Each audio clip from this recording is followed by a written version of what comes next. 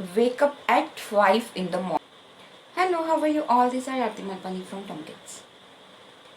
For any project, any program, or to achieve your goal, what is the first step? The most important first step, and you can say that the key to success is timetable. कि जब तक कि आप planning नहीं करते, जब तक कि आप टाइम टेबल नहीं बनाते, शेड्यूल नहीं बनाते, आप कोई भी चीज को पूरा नहीं कर पाते, आप वो डेडलाइन तक नहीं पहुंच पाते. सो जितने भी सक्सेसफुल पीपल हैं, सारे लोग एक चीज जरूर फॉलो करते हैं कि उनकी लाइफ में टाइम टेबल होता है. एंड जब हम बात करते हैं 12th की या 10th की, so this are the very crucial, very important year in students life. एक टर्निंग पॉइंट होता है. And during this turning point हर बच्चा चाहता है, हर बच्चा बहुत मेहनत करता है to achieve their goal, to have the desired results. अब ये कैसे अचीव होगा? सो जब हम टॉपर्स से बात करते हैं तो जितने भी टॉपर्स है, एक चीज उनमें भी कॉमन होती है, वो ये बोलते हैं कि जब हम टाइम टेबल बनाते हैं, when we are stuck into time table, हम एक सिस्टमैटिक प्लान हमारे पास होता है स्टडी का, और सारी चीजें बहुत अच्छे से होती है. अब before heading towards actual time table, very important point is की बी मॉर्निंग पर्सन. बहुत सारे बच्चों को होता है कि उनको रात को पढ़ना ही अच्छा लगता है, बट जब आप मॉर्निंग में पढ़ते हैं, after your good night sleep, आपका ब्रेन बहुत एक्टिव रहता है, चीजें याद रखने में बहुत आपको आसानी होती है एक फ्रेश मूड में. So try to study early in the morning, to wake up early in the morning. Second is strategy making.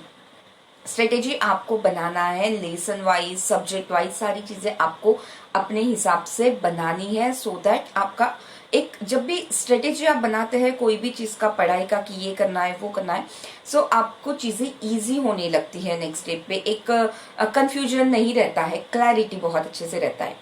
Next, customise your plan. कि कस्टमाइज टाइम टेबल अपना खुद का बनाएं.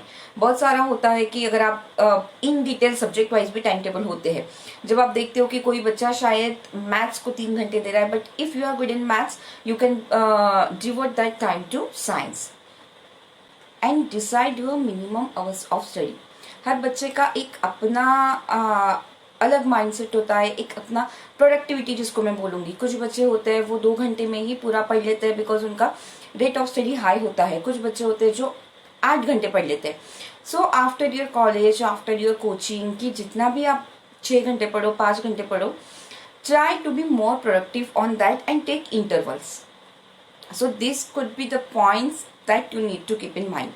अब चलते हैं एक्चुअल टाइम टेबल के. First, wake up at 5 in the morning. Yes, try to wake up at 5 in the morning. Then you have 15 minutes, take 15 minutes for your daily activity, brushing, bathing and everything. After that, give at least 15 minutes, like 5:15 to 5:30. आप चाहे योगा करें, आप चाहे meditation करें, आप कोई exercise करें, because ये बहुत ज़रूरी है आपके माइंड और आपकी बॉडी को एक फ्रेश रहने के लिए बहुत ज्यादा. और जब फिजिकल एक्टिविटी करते हैं तो थ्रू आउट द डे आपका एनर्जी लेवल बहुत अच्छा रहता है. Apart from that, try to just let go of any negative emotion.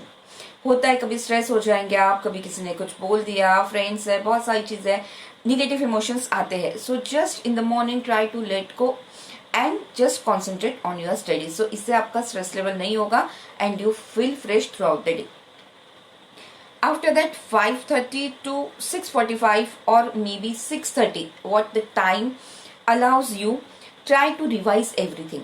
जो आपने पहले रात में पढ़ा, पहले दिन पढ़ा, उसको रिवाइज कीजिए, रिकॉल कीजिए, because this is the key.